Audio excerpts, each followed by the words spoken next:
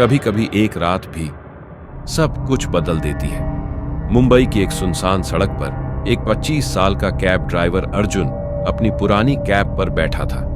रात का समय उसकी आमदनी के लिए अहम होती है। रात के करीब 2 बज रहे होते हैं। गाड़ी के अंदर धीमी आवाज में कोई पुराना गाना बज रहा होता है। जैसे जैसे रात और गहरी हो रही थी, वहां की सर्द हवाओं का माहौल उसे धीरे धीरे नींद की ओर खींच रहे थे। अचानक कार का दरवाजा खुलता है।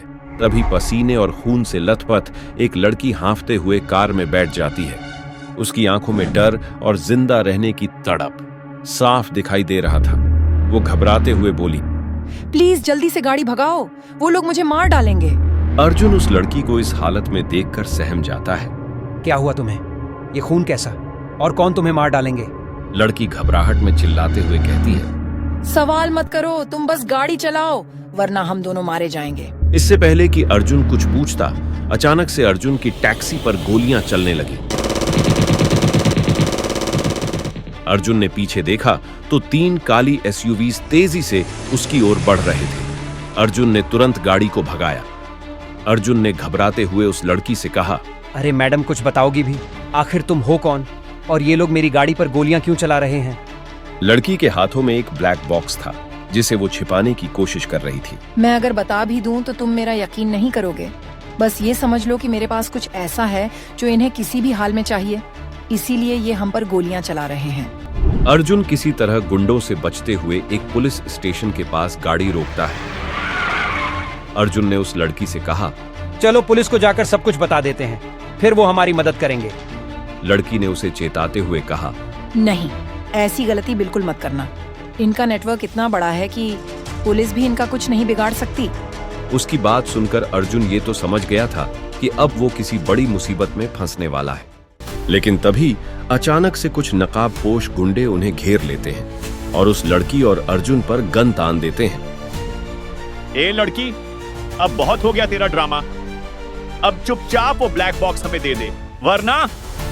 नहीं, चाहे मेरी जान ही क्यों ना चली जाए, ये बॉक्स मैं किसी भी हाल में नहीं दूंगी। आखिर उस ब्लैक बॉक्स में ऐसा क्या रहस्य है जो किसी की जान से भी ज्यादा कीमती है? आखिर कौन है वो लड़की? एक मामूली सा कैब ड्राइवर अर्जुन, जो सिर्फ अपनी रोजी रोटी कमाने निकला था।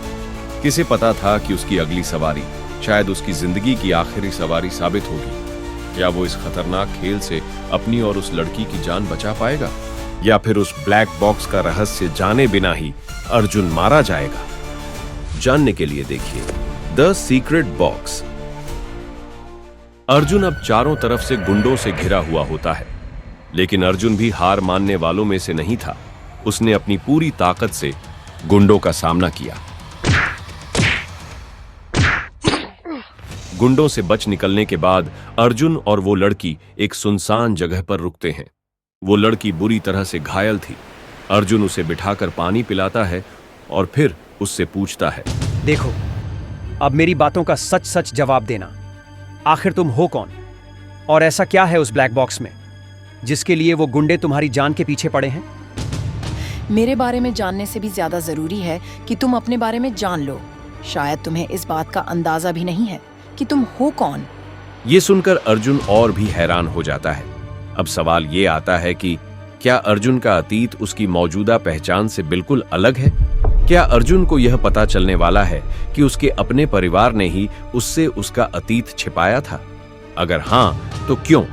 क्या वो लड़की अर्जुन का सच जानने में मदद करेगी या उसे और उलझा देगी? कहानी अब और भी रोमांचक मोड़ पर थी। अर्जुन ने उस लड़की से कहा, क्या मतलब है तुम्हारा? मैं तो बस एक मामूली सा कैब ड्राइवर हूं, और क्या? नहीं अर्जुन, तुम सिर्फ एक कैब ड्राइवर नहीं हो, तुम राघव मल्होत्रा के बेटे हो, जिसने शहर का सबसे बड़ा बिजनेस एम्पायर खड़ा किया था। तुम उसी मल्होत्रा इंडस्ट्राइज के इकलौते वारिस हो। यह सुनते ही अर्जुन चौंक जाता है। तुम झूठ बोल रही हो। मेरे पिता, वो तो मेरे पैदा होने से पहले ही एक्सीडेंट में उनकी मौत हो चुकी थी, और मेरा बचपन तो गरीबी में बीता है। मेरे पास कभी कुछ नहीं था। वो कोई एक्सीडेंट नहीं था अर्जुन, बल्कि वो तुम्हारे पिता को मारने के लिए की गई एक सोची समझी साजिश थी। तुम्हारे पिता के सबसे भरोसेमंद दोस्त विक्रम मेहरा ने उन्हें मारा है, और उसी ने तुम्हारी माँ को तब घर से निकाल दिया जब तुम्हारी माँ प्रेग्नेंट थी। तुम्हारी माँ ने तुम्हें बचाने के लिए खुद को गुमनाम कर लिया था, ताकि उन लोगों का साया भी तुम पर ना पड़े। अर्जुन के दिमाग में पुरानी यादें चुभने लगती हैं। मां की सिसकियां और बेघरी की रातें उसे झकझोर देती हैं। तस्वीर पर वह अपने पिता को निहारे जा रहा। तभी उसने कहा, लेकिन तुम्हें यह सब कैसे पता है? आखिर तुम हो कौन और मेरे बारे में इतना कुछ कैसे जानती हो? मेरा नाम रिया है और मैं तुम्हारे पिता के सबसे खास मैनेजर रविशंकर की बेटी हूँ।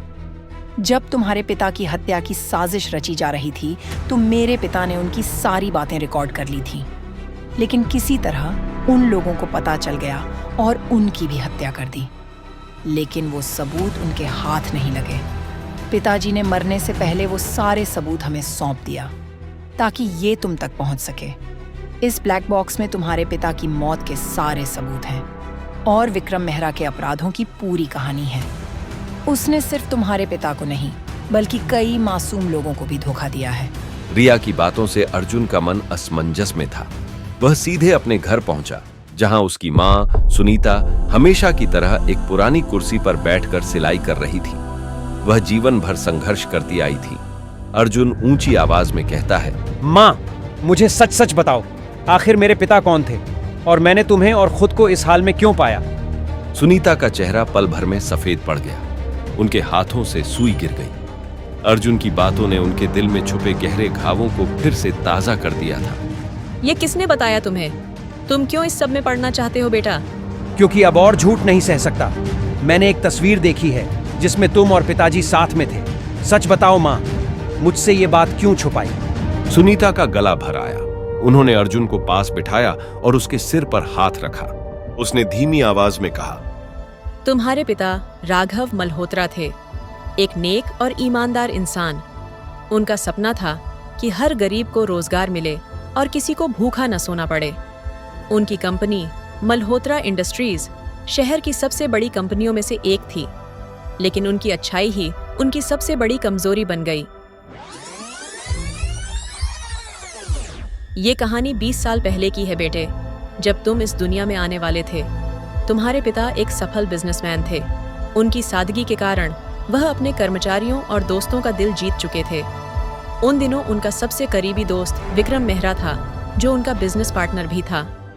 तुम्हारे पिता विक्रम को अपने भाई जैसा मानते थे, लेकिन वह सिर्फ उनके विश्वास का फायदा उठा रहा था। वह हर वक्त हमारे घर आता और तुम्हारे पिता से झूठे वादे करता। तुम्हारे पिता का भरोसा उस पर इस कदर बढ़ गया था कि उन्होंने कंपनी के बड़े हिस्से का कंट्रोल भी उसे दे दिया। बस उसी दिन से विक्रम ने अपना असली रंग दिखाना शुरू कर दिया। एक दिन तुम्हारे पिता अपने ऑफिस में थे, तब विक्रम अपने गुंडों के साथ आता है। राघव मल्होत्रा, तुमने हमेशा नेक बनने की कोशिश की, लेकिन ये दुनिया अच्छे लोगों के लिए नहीं है।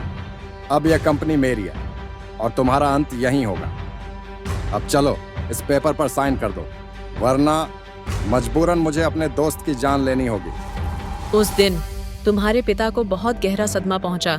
विक्रम, मैंने तो तुम्हें अपना भाई जैसा माना था, फिर भी तुमने मेरे साथ ऐसा क्यों किया? क्योंकि मुझे वो पोजीशन चाहिए थी जहां तुम हो, और उसके लिए मैं कुछ भी कर सकता हूं। अब तुम्हारे पास कुछ भी नहीं रहा मल्होत्रा, सिवाय अलविदा कहने के। उसने जबरदस्ती तुम्हारे पिता से पेपर्स पर साइन करा लिए और फिर उन्हें गोली मार दी। उसने मुझे भी सड़क पर मरने के लिए छोड़ दिया। उस दिन से मैंने कई रात फुटपाथ पर बिताए थे। उन जालिमों ने तुम्हारे पिता का शव तक मुझे देखने नहीं दिया। ये कहते हुए सुनीता की आंखों से आंसू बहने लगे थे। अर्जुन अपनी मां के दर्द को महसूस कर सकता था। अर्जुन की आंखों में गुस्सा और दर्द साफ दिखाई दे रहा था। उसने अपनी मुट्ठी बांधी और गुस्से में दीवार पर मुक्का मारा। बस मां, तुमने बहुत सह लिया। अब बारी उसकी है। मैं उसकी जिंदगी को उसी तरह बर्बाद करूंगा जैसे उसने हमारी की। उसने जो छीना है, मैं उससे 100 गुना छीनूंगा। पिता के खून का हर कतरा, तुम्हारे हर आंसू का हिसाब होगा।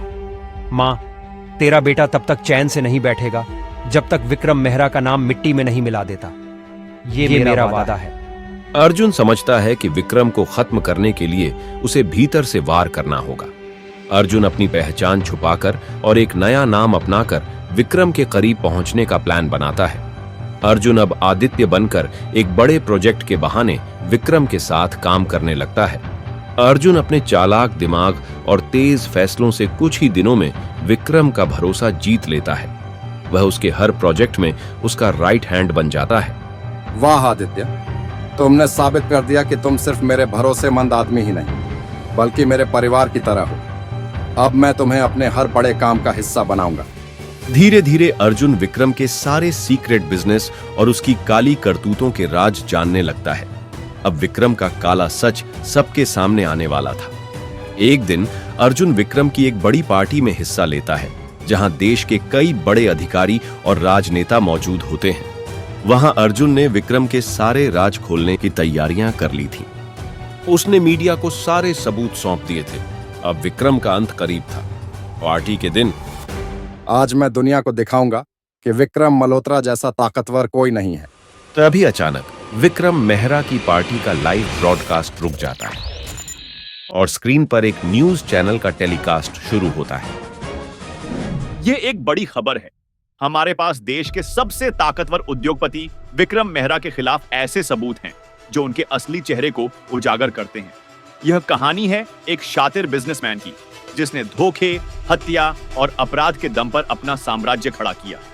सबसे पहले बात करते हैं दिवंगत उद्योगपति राघव मल्होत्रा की, जो कि एक सम्मानित उद्योगपति थे जिन्होंने ईमानदारी और मेहनत से अपना बिजनेस खड़ा किया था। लेकिन उनके सबसे करीबी सहयोगी विक्रम मेहरा ने ही उन्हें धोखा दिया। सूत्रों के मुताबिक विक्रम ने विजय मल्होत्रा से उनकी कंपनी के सभी अधिकार धोखे से साइन करवाए और साइन करने के बाद विक्रम ने राघव मल्होत्रा को गोली मार दी। आपने सही सुना। सबूत के तौर पर हमारे पास यह वीडियो और गवाही मौजूद है। विक्रम, मैंने तो तुम्हें अपना भाई जैसा माना था, फिर भी तुमने मेरे साथ ऐसा क्यों किया? क्योंकि मुझे वो पोजीशन चाहिए थी जहां तुम हो, और उसके लिए मैं कुछ भी कर सकता हूं। अब तुम्हारे पास कुछ भी नहीं रहा मल्होत्रा, सिवाय अलविदा कहने के।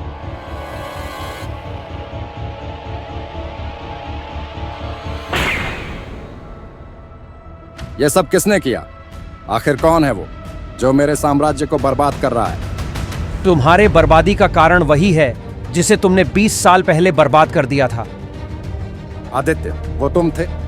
मैंने तुम्हें अपना माना था। तुमने मेरी जिंदगी बर्बाद कर दी। तुमने मेरे साथ धोखा किया आदित्य।